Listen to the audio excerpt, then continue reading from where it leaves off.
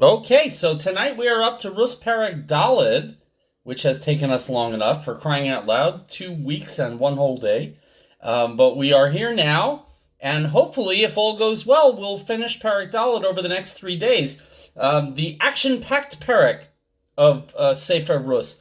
And it's very interesting if you look at the structure of the Sefer, it's kind of hard to tell who the protagonist of the book is. It's called Megillas Rus. She's in the middle of all of the action that is happening, but she's not always a participant. Sometimes she's just the focus of it, like in Parak 4, in Parak Dalet. And in fact, if you think about it, each Parak of Rus starts with somebody different. In the first Parak, we start with Elimelech. Vayelech ish mi Beis Lechem Yehuda. So Elimelech is the protagonist at the very beginning, even though he only lasts a couple of psukim. And then he dies tragically in Moab, but his verb is vayelech. He went, he left. The second parak, vatomer Rus haMoabiyah. So Rus is the protagonist and the first person we meet, and she's speaking to Naomi and telling her idea of how to go out and kind of glean for food. The third parak also starts vatomer, but this time it's vatomer Naomi. So parak Aleph, vayelech Elimelech, parak Beis, vatomer Rus, Perek Gimel, Vatomer Naomi, Perek Dalet, Boaz Allah. And Boaz went up. Boaz arose, went uphill. So it's really interesting that a sefer about one person isn't just about one person.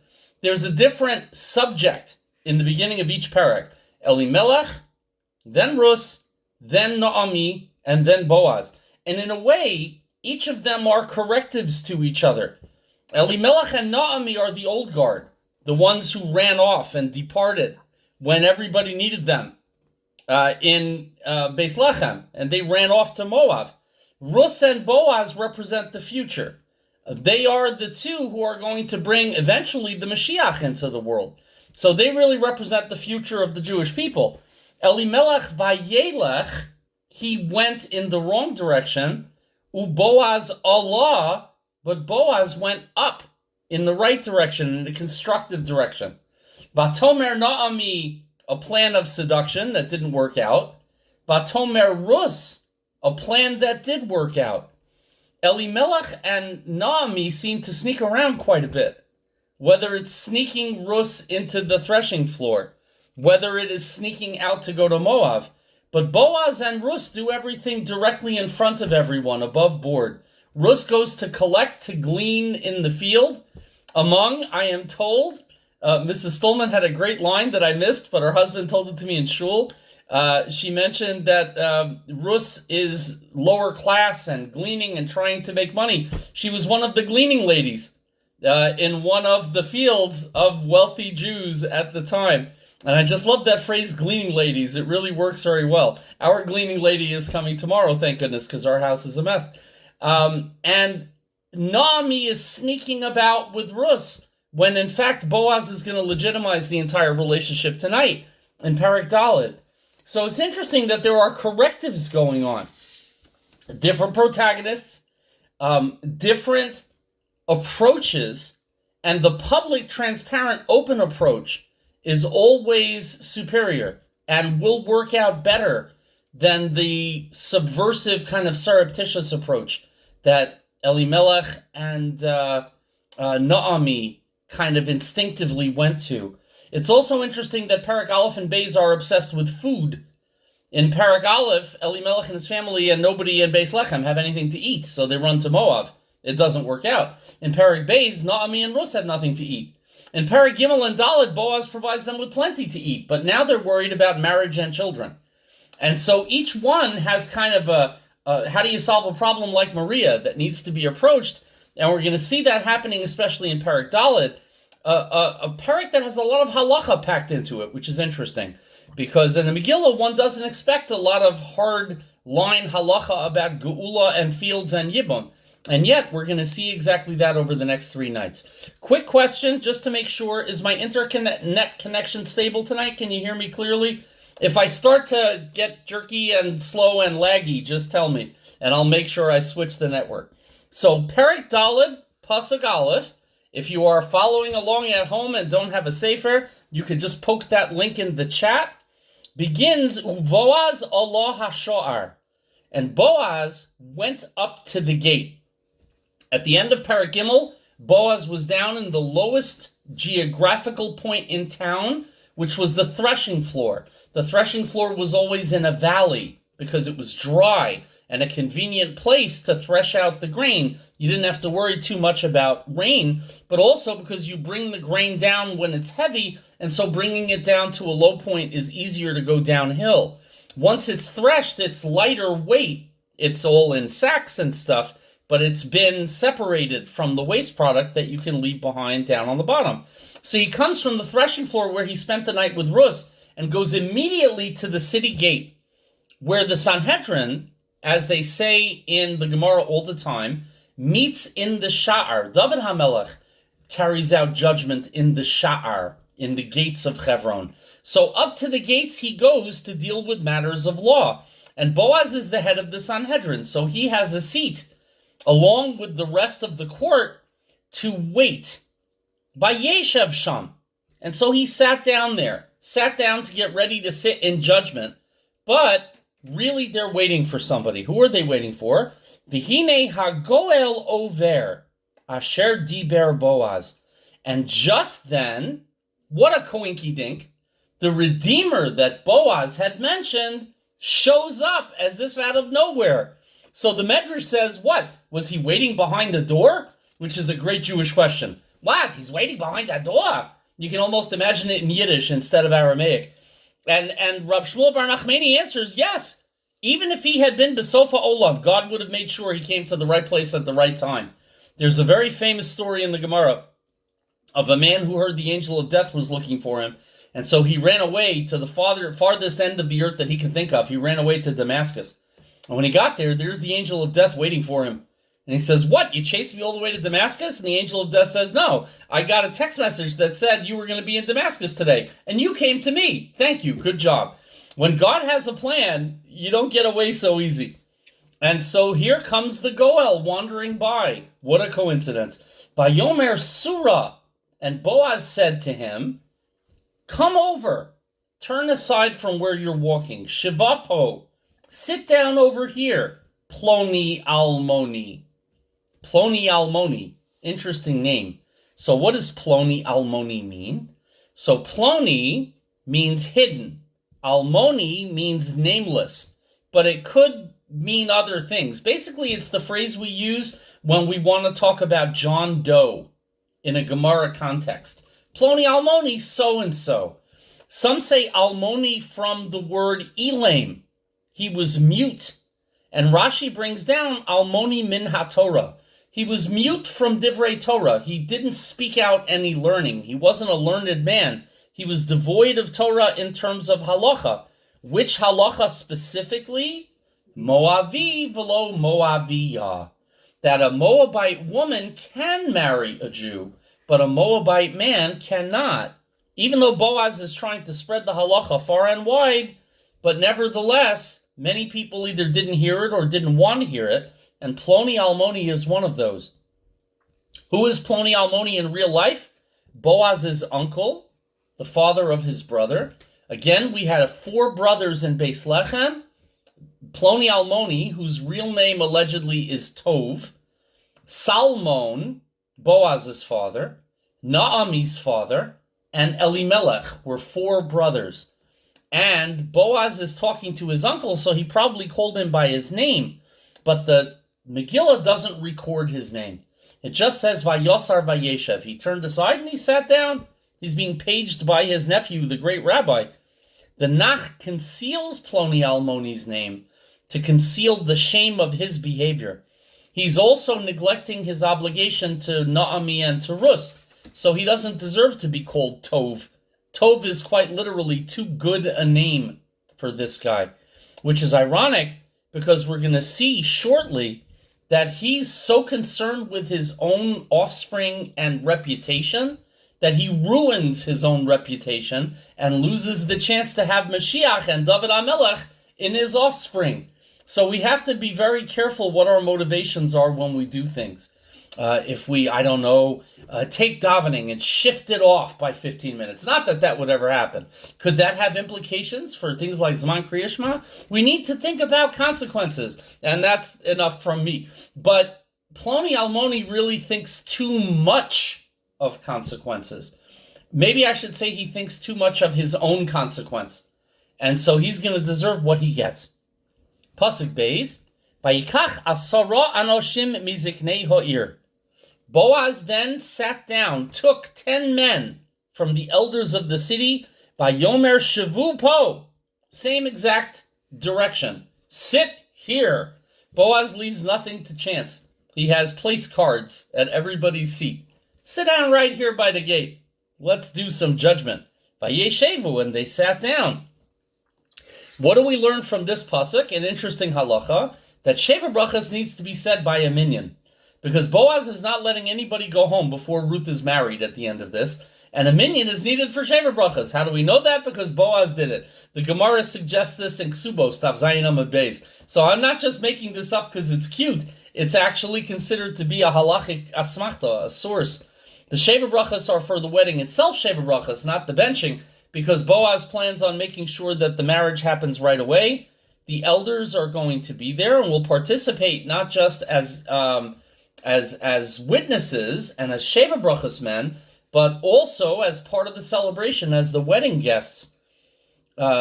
Imagine if you would, a bride like Ruth who has no wedding gown, no flowers, you didn't get the one-man band. All the preparations for a chasana have not been made, but maybe that makes it an almost better chasana, a simple wedding. From a simple unplanned wedding comes Mashiach.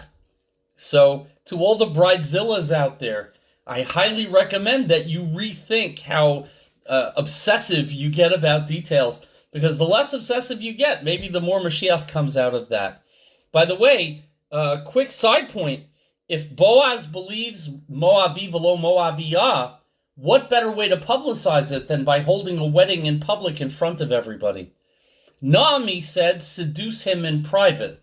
Boaz insists on the most public wedding in town, so nobody has any doubts that everything was done legit, on the up and up. No eloping with Elvis for Rus and Boaz. Pasuk Gimel, Vayomer la Goel. So Boaz said to the Redeemer, Chelkas hasodeh asher le'ochinu le'Elimelech. There was a portion of a field that belonged to our brother Elimelech. Now Boaz is Elimelech's nephew, but it's close enough. Some say that Boaz was from the older generation too, but most Mefarshim don't say that. They just say he's speaking as a relative. So there was a portion of a field that belonged to Elimelech, Machra Naami. Now that literally means Naami sold it. But elsewhere in the Megillah, we don't see Naomi actually selling the field yet. So most Mefarshim say it means she is offering it for sale. Do you want, and the way that they usually say that the lineup was there was a field of Boaz and a field of Ploni Almoni, and in between them was the field of Elimelech. So whoever gets it doubles his own holdings adjacent to each other. It's a very desirable real estate. Location, location, location. So our brother Elimelech's field is being offered for sale by Naomi, Hashava Mistei Moav, who has returned from the field of Moab. So now we are redeeming, and we are in financial halacha of redeeming a field and a goel taking care of that. In Vayikra in Parshas Bahar that we learned last week, the Torah explains a poor landowner might have to come to sell his field to an outsider because he can't support himself. After 2 years have passed, a goel from the family is mechuyav to redeem that field and return it to the family holdings. Otherwise, you can wait till the next Yovel and it will automatically return to the family. This way, Moshe and Yehoshua guaranteed that everybody would maintain their tribal lands. During the late first Beis HaMikdash and second Beis HaMikdash, a lot of these laws were ignored by unscrupulous, greedy developers. Not like we have any greedy real estate developers in our world today, but in those days they had them too. And so there was a lot of fast and loose. In Boaz's time, it was still very much being observed. When an outsider buys an ancestral holding, he's seen like a renter or a short-term lease. It doesn't really belong to him. The produce belongs to him. The yield belongs to him. But the land itself depends upon who actually owns it, the tribal member. So that's a foreign concept to us too. When we buy a house, you get the deed, and it belongs to me. And the old owner has to surrender all the keys because it's not theirs anymore.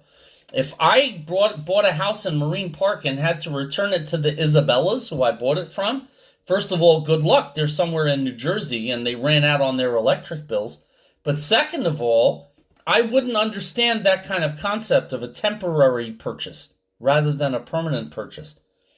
Discounts are built into the Goel price as you get closer and closer to Yovel. And the buyer hasn't bought the land, just the crops that he can get from it. So now, Naomi is offering it for sale. Why is it that Boaz doesn't start with Ruth if his primary goal is to get Ruth married off? Answer, he's teasing people into it. He doesn't want to scare away Ploni Almoni by saying, marry the Moabitess, because that's just a little too much pressure. First, appeal to his greed and do the soft sell. Sell the sizzle, not the steak. Tell him he's going to get the benefit of the land, but then spring it on him that there's more than just the land. Boaz continues, Va'ani omarti, and so in front of a large group of people who has gathered to watch the fun, nothing as exciting as this happened in Beis Lechem for years, since Naomi ran away. Now we're doing a big redemption. Everybody wants to say they were there. They're all taking videos on their cell phone cameras. They want to show everybody exactly what happened. So Boaz now speaks up. And I have said, Egle aznecha lemor. I'm informing you. It's kind of like friends, Romans, countrymen, lend me your ears. Open up your ears. Come hear what I have to say. So he's getting a little poetic too. Kenei neged hayoshvim neged ziknei ami. Says Boaz, buy the land from Naomi in the presence of those sitting here, the 10 gentlemen who are the court, and in the presence of the elders of my nation, my people. Imtigal Ge'ol. If you will be the redeemer, then do your job and redeem. Ve'im lo yigal hagidoli. And if you refuse to redeem, then tell me. Ve'ede'ah ki einzu lascha lig'ol. Tell me so that I know what's going on, because there is nobody else to redeem it except for you. V'anochi acharecha, and me, who's second in line. I come after you. Vayomer, and Tov said, Anochi egol. You betcha. The chance to get a rich piece of land for a cut rate price? I'll take it.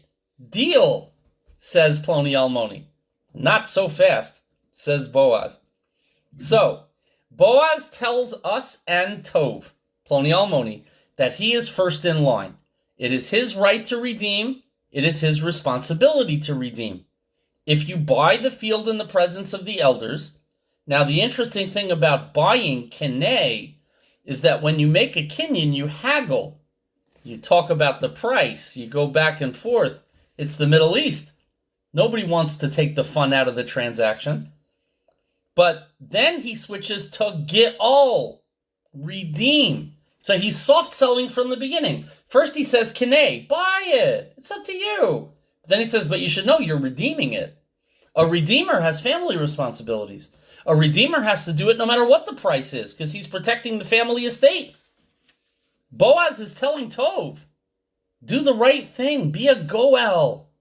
Don't be a konat when you can be a goel. It's a much higher status, holier thing to fulfill the mitzvah of Geula, to help us all reach Geula with Mashiach, to help a poor widow woman, Naomi. Some say Ploni Almoni comes from the word almana as well, because a widow woman loses her name when her husband passes away. She loses kind of her secure household in a patriarchal society. So be a goel, do the right thing. Im tigol ge'al. If you will redeem right away. V'im lo yigal. But if he will not redeem, Boaz switched tenses in the middle. If he will not redeem, to avoid embarrassing Tov directly, he doesn't say if you don't redeem, because that's an accusation. He says if he doesn't redeem. Everybody knows who he means, but this way he's not on the attack. And Tov says, you bet. Anochi egal. I am in. I want the field. I just want to expand my land holdings. Sounds good to me. Pasuk, hey, Boaz pulls the rug out from under him. Vayomer Boaz, biyom kinoscha hasadeh miyad Naomi, the day that you buy the field from Naomi, ume'es Rus HaMoaviyah, and from the hands of Rus HaMoaviyah. How is Rus HaMoaviyah part of the land ownership?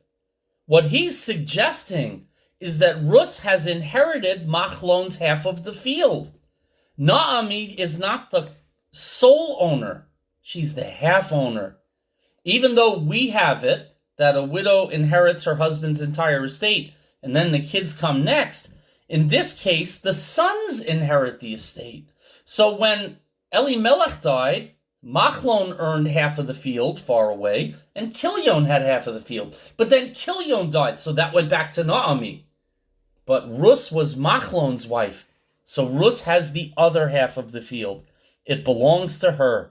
You have to buy from Naomi and from Rus HaMoaviyah. And I feel like Boaz is sticking it in there. Rus HaMoaviyah. Not just Rus. Rus the Moabite ass. Because you don't know the halacha. You big dope. You don't know that a Moaviyah is mutter. I'm telling you she is, though. But not only that. Me'es Rus HaMoaviyah Eshes HaMes Kanisa. You are buying the field from the wife of the dead. What is interesting is that the phrase Eshes HaMes comes up only 2 times in all of Tanakh. Here, in Sefer Rus, and in Parshas Kitzetzeh, in the Parsha of Yibum. That is a strong hint that you will be performing a quasi form of Yibum. It's not real Yibum. Real Yibum involves the brother of the deceased. This is family Yibum involving the great uncle of the deceased. No, the uncle of the deceased. So it's not Yibum purely, but it kind of is, because you're perpetuating the name of Machlon, the name of the dead, by having children. And he says that now. Lahakim shem hames al nachalaso. Exactly the same phrasing as the Yibum Parsha in Kisetzeh. Lahakim es shem achiv hames. To perpetuate the lineage, the name of the one who died. What Boaz is telling him is that you have a chance to do 2 mitzvos at once. You're redeeming the field. You are helping out in 3 mitzvos, helping out in Almana, 2 Almanos, Rus and Naomi. But you're also going to do a form of Yibum, which is a great mitzvah. A weird, kind of bittersweet mitzvah. A little weird to marry your sister-in-law, but a mitzvah min HaTorah nonetheless, and you have the chance. Interesting point. If you have the psukim in front of you, the word kanisa says me'es Rus HaMoaviyah Eshes HaMes Kanisa is spelled with the yud, kanisi. Boaz, the Kriyuk Siv here, is Boaz unintentionally foreseeing that Ploni Almoni is going to turn down the offer, and kanisi, Boaz, is going to be the konet of Rus. And now Pasuk Vav. We're actually going to stop after only 6 tonight, Pasuk Vav, because Zion goes together with the next batch of Sukkim. We might, on the very last night, go a smidge long, because the last 4 Sukkim are very quick. They're just names of children. But we're going to try to make sure that we keep it to our 7:30 as close as we possibly can. But it being me, you know a 7:35 is in the cards somewhere. Vayomer HaGoel. He doesn't even get Ploni Almoni as a name. He gets no name now. The Redeemer says, Lo uchal ligol li. I cannot redeem for myself. Why? Pen ashchis es nachalosi. Lest I ruin my inheritance. Mine. Li, nachalosi. Ge'al ata es ge'ulasi. You redeem my redemption. Ki lo uchal ligol. I cannot redeem. He says 2 times, Lo uchal ligol, I cannot redeem. So why is he withdrawing? Because he has multiple reasons. What do Chazal say were his reasons? Number 1, he was worried he would ruin his inheritance by marrying Ruth, because he already has a wife and kids, and having 2 wives in the same household, in the same kitchen, possibly a recipe for disaster. I can tell you, after being married to only 1 wife for 31 years, it's not always so easy. Having 2 wives, I can't even imagine. Shlomo HaMelech had 1,000 between the wives and the Pilagshim. Him I really don't get. But 2, he said, is going to be a problem. That's why the Gemara calls them tsaros. When co-wives are married to the same man, we are not Mormons. We don't think that's a good situation. They cause tsara to each other. They cause difficulty, distress, and pain to each other. You think about Betty and Veronica and Archie, right? I don't know why Archie is such a great prize, but Betty and Veronica do each other real dirty every time they get the chance to have a date with Archie. I don't know why, but what are you going to do? Number 2, his reluctance is financial. By putting out all this money, he's worried he might bankrupt himself. He's going to eat into his cash fluidity. Sorry. And remember, this is the same town that was in a famine a couple of years ago. So it's fascinating how as soon as you get rich, you forget what it was like to be poor. Or maybe you remember too well what it was like to be poor. But third, he was worried maybe he wouldn't perform Yibum properly. The Chazal give him a little credit. Maybe he was worried he would be distracted by physical concerns and how attractive Ruth is, and wouldn't have in mind the mitzvah on Machlon's behalf. That's very noble of him. But really, what the Medrash says is that he was completely self-absorbed. He said Machlon died when he married this woman, this Moabiyah. She's a black widow. And if Machlon died, maybe I'm going to die, and I'm not taking a risk. It'll also ruin my yichus. If I marry a Moabiyah, a Ma'arev, psoles bivonai. I am adding in psoles among my children. Wow. I'm intermingling impurity if I marry this woman. He is openly and frankly offensive. And now you can understand maybe why Boaz told Ruth to stay home. I'll take care of it. Because he knew she was going to be offended and insulted in public. He is ignorant. His own nephew Boaz told everybody to marry a Moabiyah is not a problem. But he doesn't know the halacha. He hands her over to Boaz, saying, you pollute yourself. Well, that's just kind of a nasty attitude. Boaz is in his family. Isn't that going to reflect badly on him too? The whole Sanhedrin heard Boaz call her Ruth Moabiyah, and the whole Sanhedrin said there's nothing wrong with it. Remember, all the elders are sitting there when he says marry her. They don't say, excuse me, point of order, not allowed. All the Chachamim, Rav Moshe, Rav Yaakov, they're all sitting right there saying, okay, so you're paskening for yourself from Google when you have all the Gedolei Hador in front of you? That's just rude. He then tells Boaz in a very insulting way, you don't have any wife and kids anymore, so you do it. Which is insulting doubly to Ruth and to Boaz. Your life is awful, so here. So by rejecting Ruth, he lost the opportunity to be the forefather of the Davidic royal line. His choice not to do an act of chesed means that even his name would be forgotten. And the Tanakh preserves the names of many wicked people. We know Achav, we know Omri, we know Menashe, we know Rav Shakeh. All through the Nach, we know a lot of wicked people. But Ploni Almoni will never be remembered. A fitting fate for somebody who was worried more about his reputation than he was about the true act of chesed that he could have performed. So we're going to wrap it up here tonight, waiting tomorrow night for the shoe. As they say in the life of Brian, the shoe. We'll see what the shoe is all about tomorrow night. A little bit of Yibum and possibly Chalitza happening at the same time.